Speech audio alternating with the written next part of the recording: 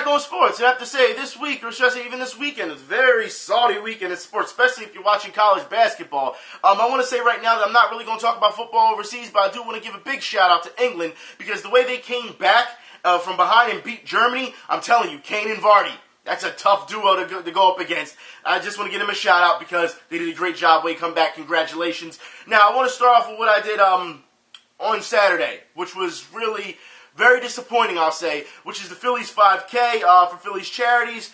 I really thought that this was going to be something that, I could really sink my teeth into. And once again, as you know, when I do these runs, it's always for charity. It's always fun. This one had to be probably the worst experience I've had when it's come to any type of run. That's right. Now, every time I do these type of runs, I'm usually critical, certain runners or stuff like that. But it's nothing compared to what I experienced over this weekend. You know what I mean?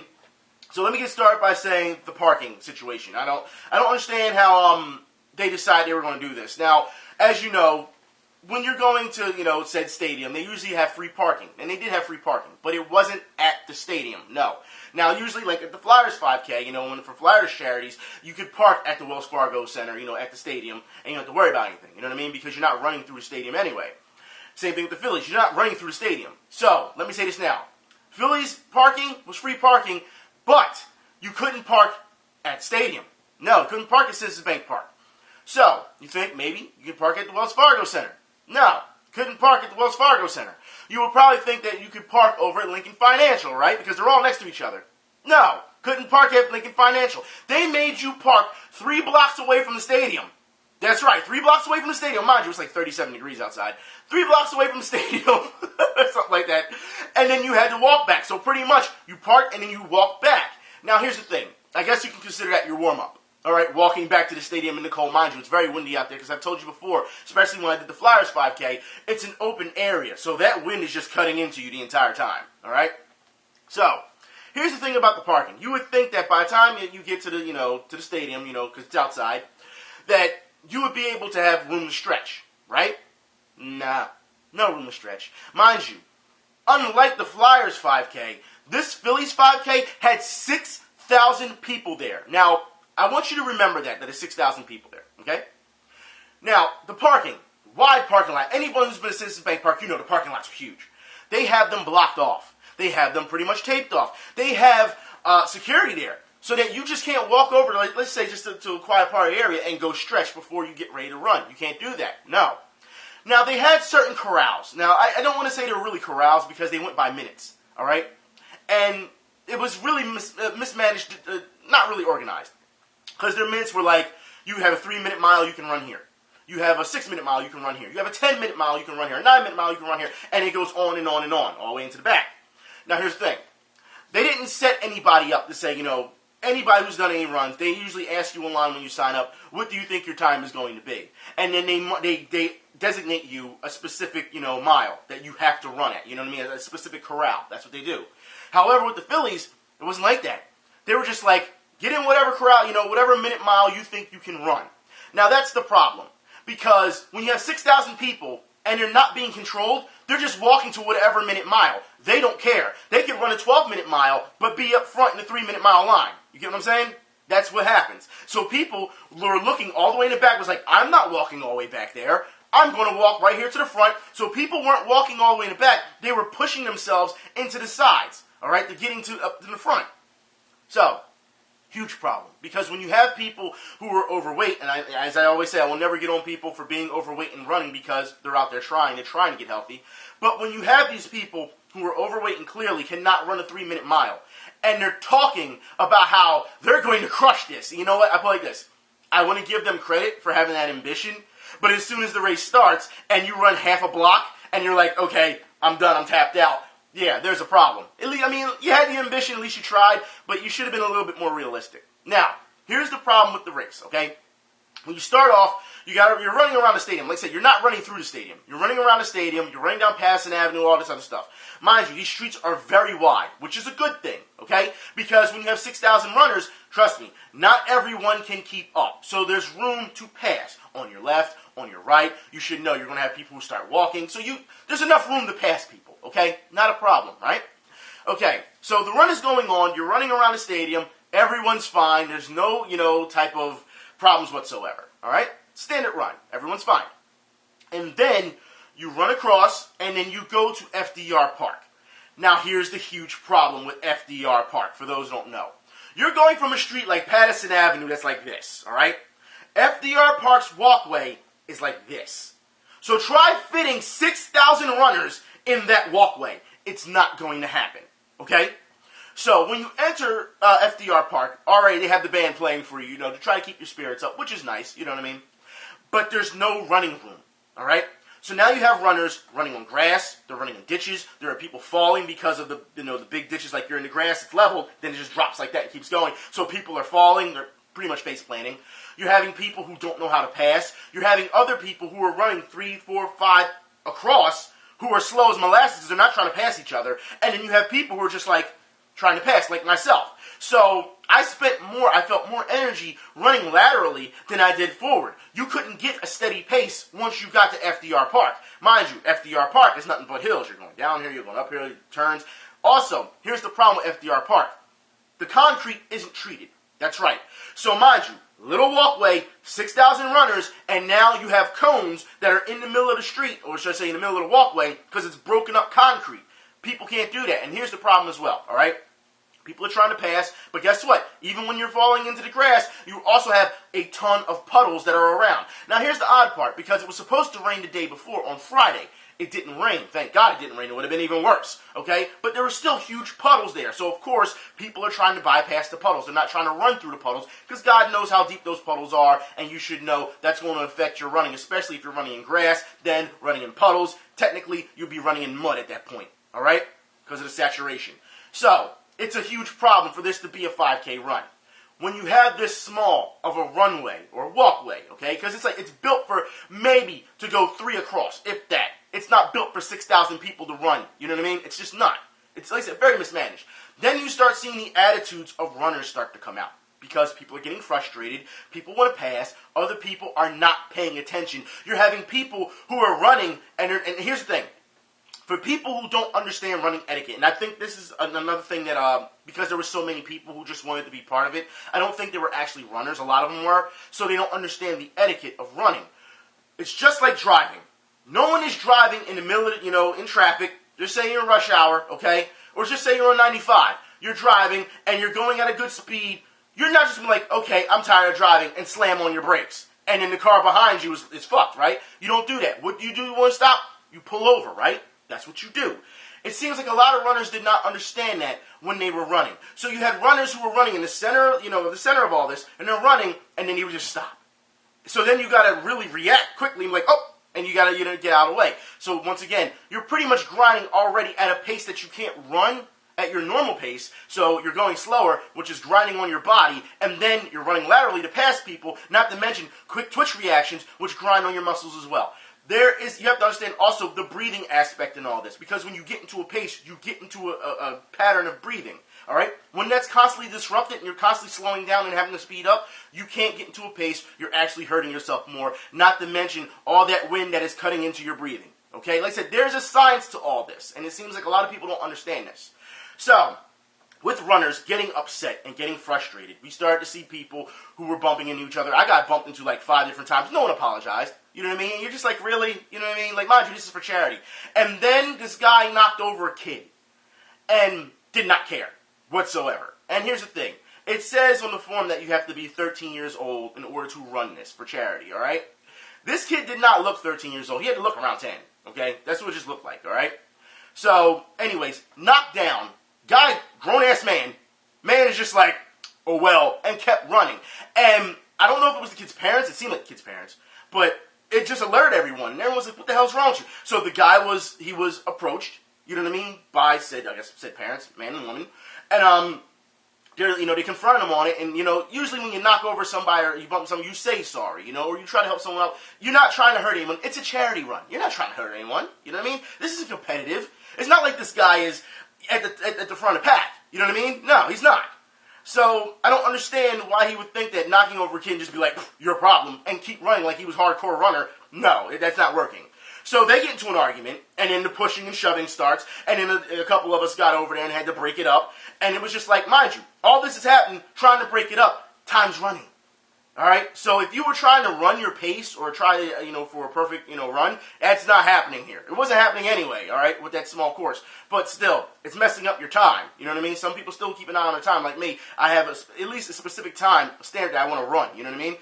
So, needless to say, with that, altercation, it shaved off like 5 minutes of my time that I usually run 5K. So I usually run around 26, 27 minutes for a 5K. I finished at like 31 minutes. So, still, I was disappointed. So, anyways, like I said, when you have that and you have people fight, it's like these are adults. You know what I mean? You're knocking over kids because of some glory aspect I don't understand. Coming out of FDR Park, which, trust me, by the time you come out of FDR Park, you are thankful that you're coming out of FDR Park because, once again, you're coming back onto the wide road so that people, can make their turns and passes. Here is the problem with that, because you're turning again, and it got to a point where so many people were spreading out because they were so used to being confined, everyone is spreading out, that runners started running on the sidewalk because they got tired of it. And then before you know it, they were running in the dirt again, and, to go back into the parking lot because then you're entering back into Citizens Bank Park. Here is the problem. I think that's actually the funniest part, because you're coming up in the uphill before you come back down. There is a number of guys who are just like, we see the finish line, this is glory, let me turn on the jets. And I think they got maybe 5 yards. and they were just like, yeah, that glory's just not there for me. And slowed back up again. You know what I mean? But still, there were other people like, you can do better, let's just keep it going. You know what I mean? They couldn't keep a consistent pace. I guess they felt as though they saw it and just tried to burn up even more, but it was too far away for them. You know what I mean? Got to the finish line, and let me say, I was thoroughly disappointed in the actual medal. That's right. Now, for those who have not seen the medals of the Phillies, all right, when it comes to their 5K since 2012, let's look at them. You can see how much effort they put into their medals from 2012 up to now.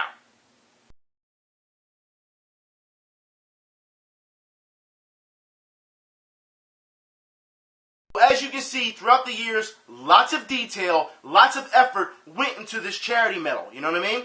However, let's take a look at what this year's medal looks like.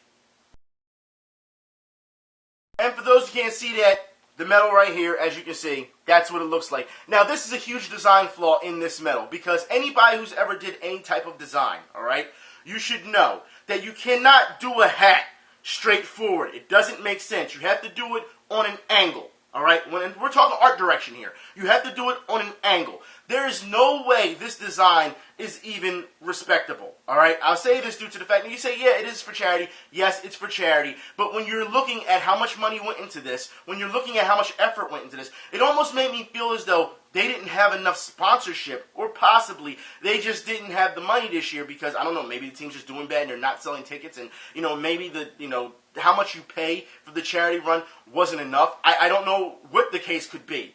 But I just felt that as though this was very mismanaged. This medal, you can't, like I said, even though up close you could probably see it and say, okay, that looks okay. From a distance, you can't tell what the hell it is at all. You can't, as opposed to those other medals. It just goes to show you that I just felt as though there was just a lack of effort this year, a lack of organization this year from this. And here's the thing. I would never, I always say, would I do a race again or would I wouldn't? This time, I've always said I would. This one I'm going to say, until they change the course from going from, those wide streets into FDR Park, if they don't change that course, and because, like I said, it brought out runners' attitudes, nasty attitudes, people trying to pass, it caused problems. If they don't change that course, I would never do this run again. I would never do it again. That's how disappointed I was at this race. And this is the start of Saturday morning. So this was a bad start to my morning. You know what I mean? Even though, yes, we raised money for charity, it was good. But to see how nasty runners became, and like I said, it was all because I felt the course led them to that attitude. Because there was no problems before going into the FDR Park. Everyone was fine. Everyone is smiling. Everyone's having fun. There was actually women who were running, and they're doing cartwheels on the street while still running.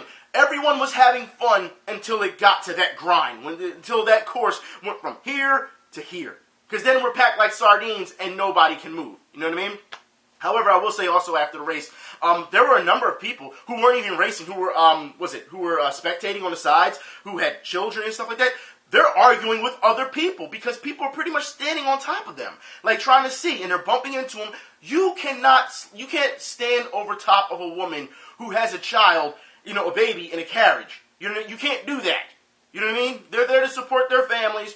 You cannot, and then when someone says something to you, you get upset. No, you can't do that. You can't at all. You can't be offended by that. If they feel you're not giving them enough space, then guess what? Back up. It's not that much. It's really not that serious. It's really not. This was the type of attitude that I noticed. Even when I went to go pick up my packet, I noticed, like, the line. It was a lot of very Stepford-wise, very, I want to say, very mainline-ish type, and I'll say, in my experience, attitude.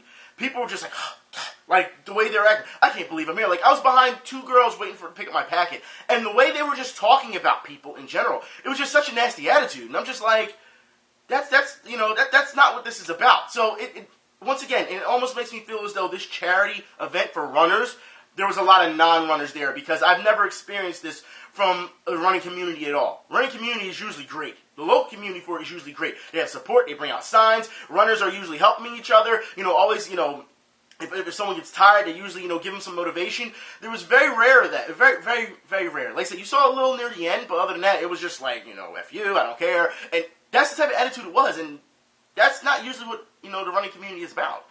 So for me, it was a very bad experience, But speaking of bad experiences, I guess we should stick with the Phillies.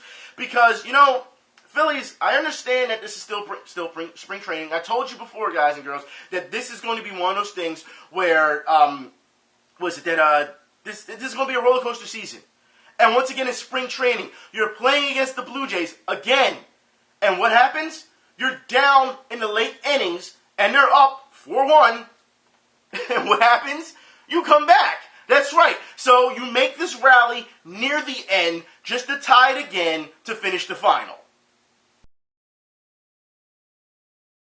Now, Phillies fans, don't get me wrong. I understand throughout the competitive years and when we won the World Series that the Phillies would always come back in the late innings and they were the fightings and they wouldn't give up. But this is a bit different because if you're watching these games, it's the inconsistency throughout those innings until they get near the end. And it's like, okay, now there's urgency. They're not playing with any type of consistency before then, and they give up these big runs. And it's like, okay, we gave up these big runs, now we have to respond. Now, of course, some of you could say, well, that is consistency when it comes to making a mistake and trying to fix those things. But when you look at these innings, and it's just like, what is going on here? It's a problem. It is a huge problem.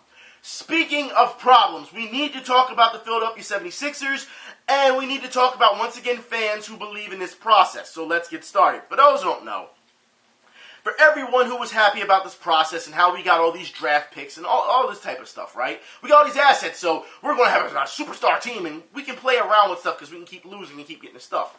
Here's something. The Sixers tried to trade a ton of assets for Schroder. That's right. But the Hawks said no because we wanted a point guard. So you were willing, after all that tanking, to get all those picks. You were willing to trade all those picks and assets to get one player because you need a point guard, right? Okay, stick with me here. So already, bonehead decision, okay? Because everyone who keeps saying, we're losing, we're getting these picks, it's going to amount to something, they were just getting ready to get rid of it. All those picks. You understand that? I just want you to keep up with me, all right? Now, since you said that you needed a point guard, you went out and you got Ish Smith, right? Now, as we know, Ish Smith has been performing the way as a point guard should. We have seen the way he has played. Everyone is pretty happy with Ish Smith here. And we talked about how he needs a backup point guard at this point. You keep Smith, you go get a backup point guard, and as we know, he went to go get Baron Davis. He is in the D-League right now, right? Check this out. The Sixers almost traded Ish Smith at the trade deadline. Really? So you need a point guard. You got a point guard, Sixers, and then decided you're going to trade said point guard. Are you serious? Are you serious here? Really? This is really... I don't know whether to be upset or just be sad at this point. Because you've got to be kidding me that once again, this team, it's like a cat chasing it, or a dog even chasing its tail. There's no reason for this to be happening, that you almost traded a point guard that you needed. Mind you, the field was thin as it was because a lot of people weren't willing to trade with the Sixers because of the front office moves. And once again, you're proving that the front office is inept. Once again. But there's more. Oh, yes, there's more. As we know, we've seen that, with Jahlil Okafor, they wanted to give him they wanted to give all these people the summer off. Okafor, take your time. He's had the surgery, right? Okay, check this out.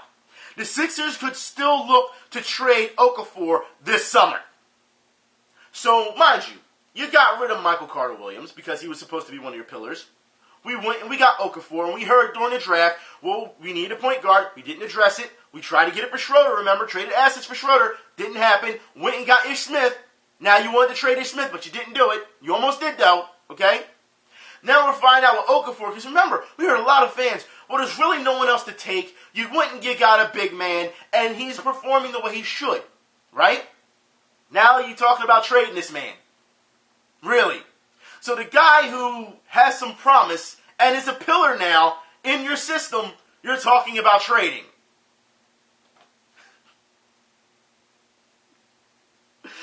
Come on, man. Come on, what are you doing here?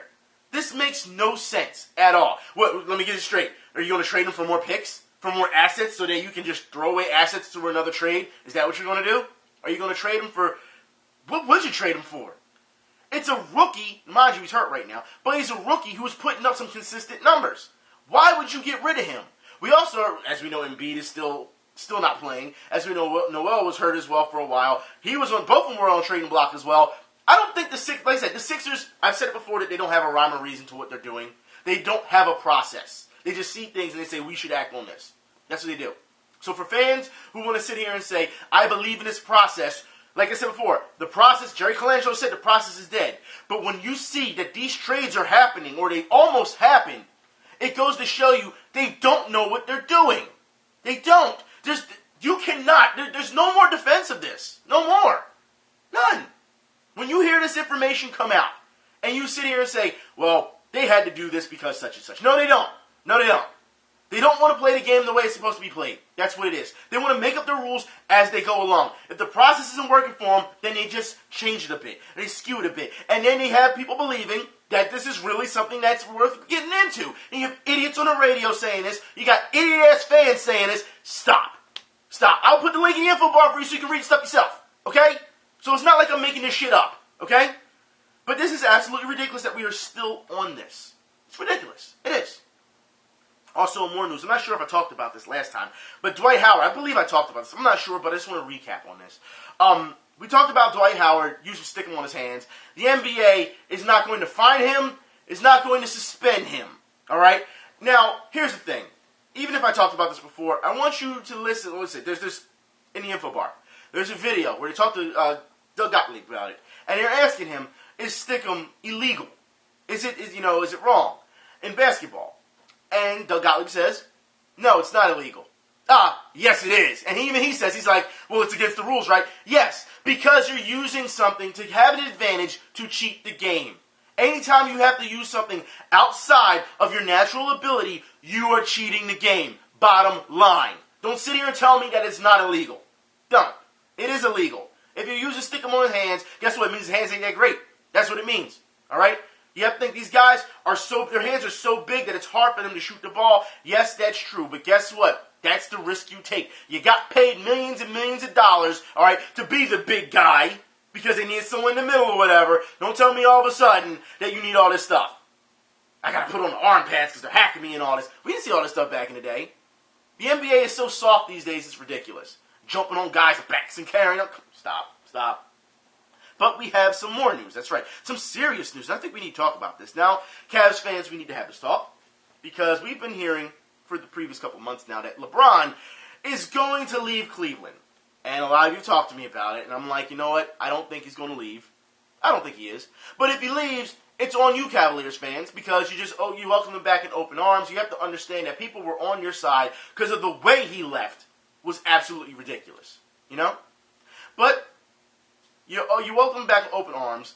He's lied to you since then because, this was about the youth. He was like, yeah, I'm going to try and coach the youth. It's going to take a while to get to a championship, but the youth is here. The talent is here. We got it. And what happened? We started seeing all the youth go. Wiggins leaving. Waiters leaving. See all these people leaving. And then you fill the bench with vets and guys. Just plug and play pieces. All right? Let's just call it what it is. That's what it was. All right? And, of course, you should have some veteran bench depth. You should. But you still keep your young pieces. But this is the LeBron show. It's all about him. As you know, he's a coach killer as well. Because we've seen what happened. We're not going to get into this, okay? But I want you to listen to what was said between LeBron and Wade, all right, after they played. Because Cleveland fans were extremely upset because, they were buddy-buddy on the court. Oh, we're losing to Miami? That's not that big a deal. Buddy-buddy here or there. And we still see them go work out and everything. They're good friends. You shouldn't look into it that much. But what was said on this court, I think should raise some eyebrows at this point. Love you too. What's up? Like I said, we all better this year. We might again do some better. Now, a lot of people are saying LeBron is going to go back to Miami and they're going to have a run again. I don't think that's the case. Do I think LeBron would leave? Possibly not. Does it mean that Wade would probably go to Cleveland? I think that's more possible than LeBron leaving Cleveland to go back to Miami. I think that Wade would leave Miami, even though that's his, his thing. I think that Wade would leave Miami and go to Cleveland beforehand. Now, if Wade went to Cleveland, let's just say this now. Kyrie would probably, I don't know, he would probably he'd probably be gone to another team, or he would have to take a severe pay cut. There's not enough, seriously, you got way too many guards on your team as it is to even, who you going to get rid of? Dellavedova? Is that what you're going to go do next? You're going to get rid of Delly? I mean, when you think about all the things that's going on with this team right now, and the team, if you ask me, Cleveland is not playing to the high standard that they should at this point. The playoffs are right around the corner. Can they make a run? It's possible. But I think this is going to be one of those things where LeBron takes it on the chin and says, I'm going to take over and try to do everything. And that's not going to work, I don't think, this year. I really don't think it is. Not with the teams that are actual teams that can play. You never know. You know what I mean? But I just think that Cleveland fans need to relax. I think this needs to be explained. Don't get me wrong. I think Cleveland fans need to be like, okay, this raised some eyebrows. Okay, what's going on here? Let's talk about this, rationally, without freaking out. I think that's one thing that needs to happen. But I don't think that he's leaving Cleveland. If he leaves Cleveland again, like I said, I don't feel bad for Cavs fans because of the way you just embrace them back. So if he leaves, he leaves. That's how I see it. You know what I mean? We've heard so many different trade rumors when it comes to the Cavs. Melo was supposed to be there. Wade was once again brought up. We'll see what happens. You know what I mean? I think Melo should stay in New York. He should stay in New York. He really should. I think he loves New York anyway, just the atmosphere in general. I think he just want to stay in general. So that's just me. But we do need to talk about college basketball. That's right. Now, even though this Final Four has been really, dare I say weird, I should say Final Four just yet. Just the playoffs in general, this whole March Madness has been weird, and we've seen a lot of things. We know what happened not too long ago with Duke and Oregon was very wrong. Mike Krzyzewski came out, and he had the nerve to say something to a player because the player took a shot at the end of the game, and he made it, and he celebrated. And he actually, in the congratulations line and good game and all, came out and said, you didn't need to take that shot. It was wrong. You're too talented of a player to stoop that low. That's what we heard. All right. Now, first off, Mike Krzyzewski shut the fuck up. All right. The player, for what we heard was reported, the player was given the green light by his coach to take the shot. All right. Regardless if he did it or not, that is up to his discretion. I do not care. Look, as long as that clock is running, you can shoot the ball. That's how I feel. I don't want to hear, oh, well, we're up by 20. We're just going to dribble this ball out and just wait for the time to run out. Yeah, you can do that if you want. But guess what? If someone wants to shoot the ball, you shouldn't get so salty over it. You shouldn't. But I find it funny that Mike Krzyzewski would say to another player that you don't have to act that way because it's very lowbrow. I find that funny because one of your players who was getting the Griffin Force flop of the week fouls another player, all right, from Notre Dame earlier, all right, from earlier this year, fouls a player and then flops himself. Tell me how this isn't lowbrow, Mike Krzyzewski. Astoria will shovel pass inside, and August is fouled by Allen. And Allen got the worst of it as well, though August is slow to get up. And your three-point shots are coming in a different way than they did against man. And Grayson Allen did take a shot there. You see him just hacking down, but there's nothing there. I don't.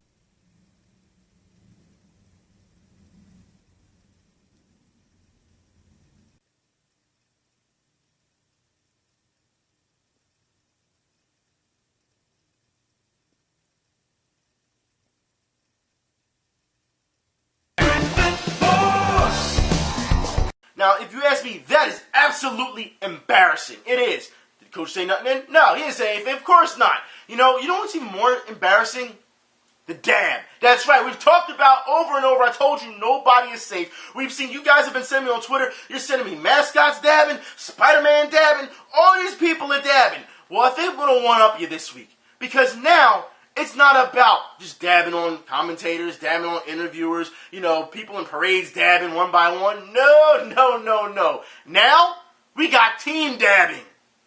And hi, everybody. We welcome you from Philadelphia. What a matchup. I mean, this is an all-timer in the Sweet 16. They can keep it close, possession by possession. Draw some fouls, hit a couple of threes, and get some. Jesus Christ, they're in unison. You've got to be kidding me. I guess the next step would be like in a wave formation and just have everyone doing it in a wave as they go across the stadium. Maybe I shouldn't give them any ideas. I mean, come on, let it die. This is just, you know what? I'm beyond this to the point now where it's become almost like a team sport to do it. And okay, anyways, let's move on to more college. Let me say this now. It is absolutely hilarious that Syracuse won last night.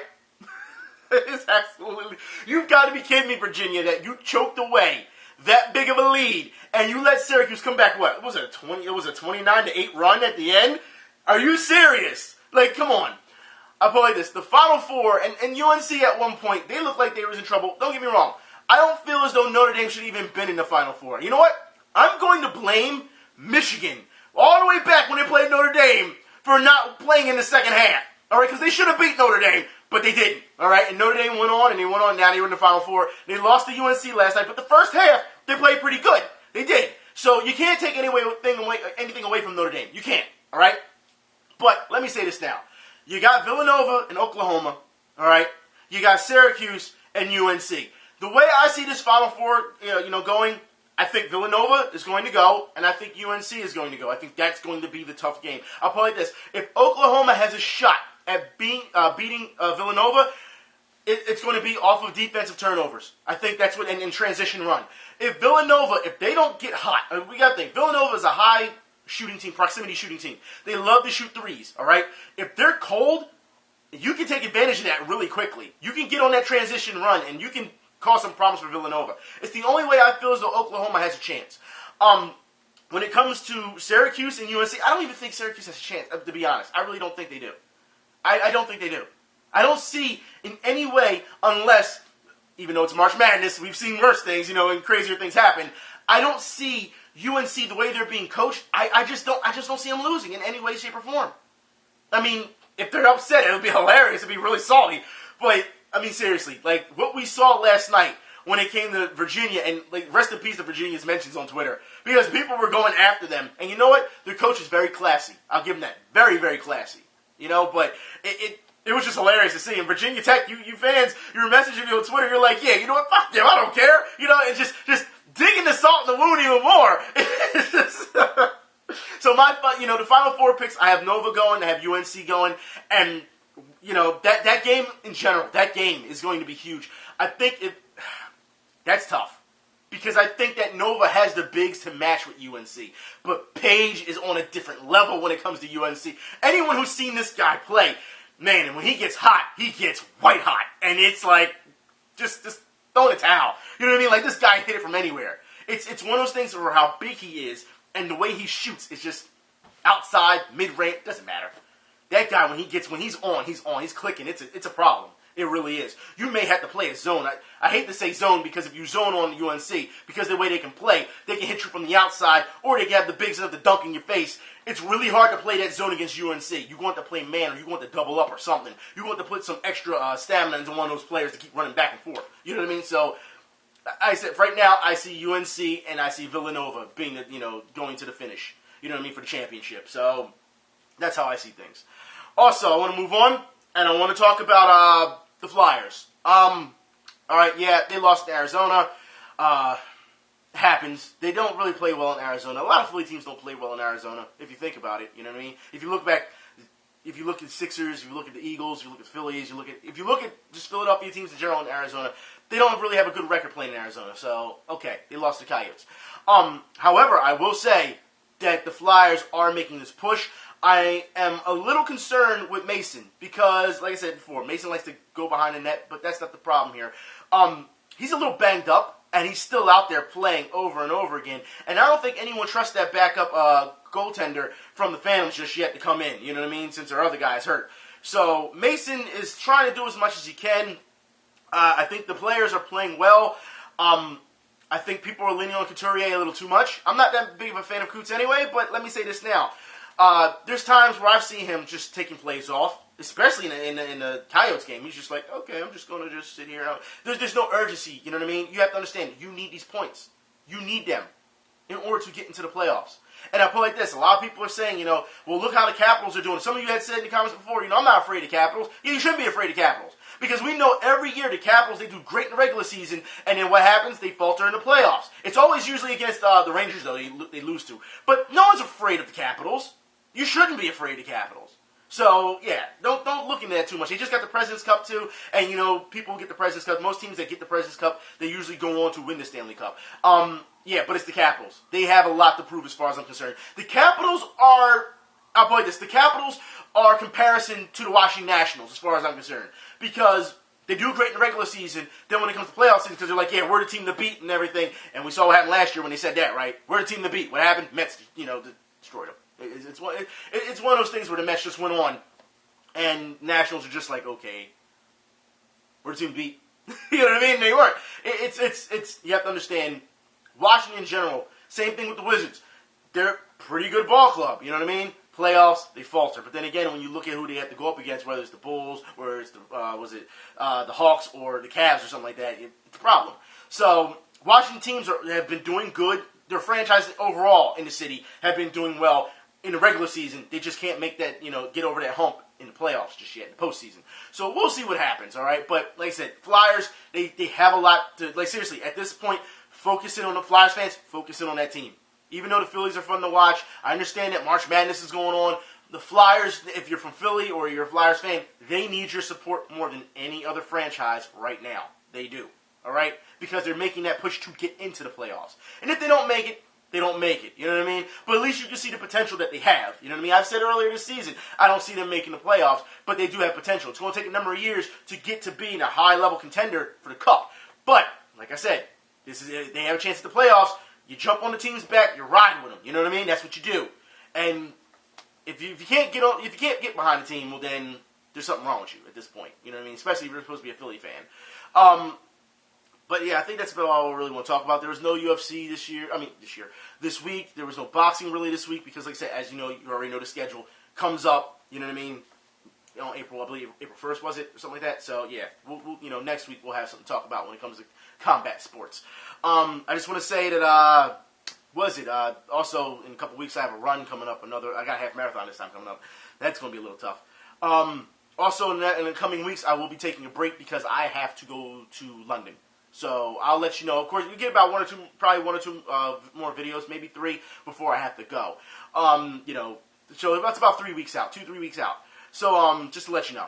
So, yeah, I'm pretty much done. I will talk to y'all later. Y'all be safe. Like I said, Philly fans, get behind the Flyers. They're going to need your support. I'll talk to you then. Y'all be safe. I'm out.